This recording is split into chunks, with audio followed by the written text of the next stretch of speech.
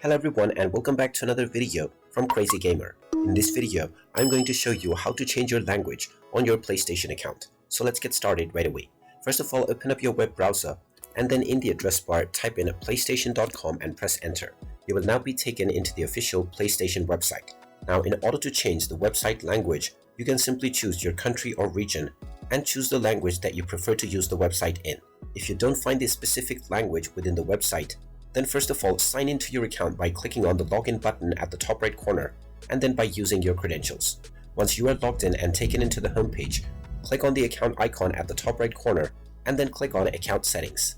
You will now be taken into your account settings page, within which you will find the language option. Now, based on the country or region that you have selected while creating your account, you will see the various different languages that are available for your region. You can simply click on the edit button if other languages are available within your selected region and then choose from the list of available languages. Once you click on your desired language, your PlayStation account interface will be changed into this language right away. And there you have it. That is how you can change your language on your PlayStation account. If you find this video helpful, make sure you hit that like button and subscribe to our channel if you haven't done so already. Also ring that notification bell to never miss another update from us. Thank you for watching and I will see you again in the next video.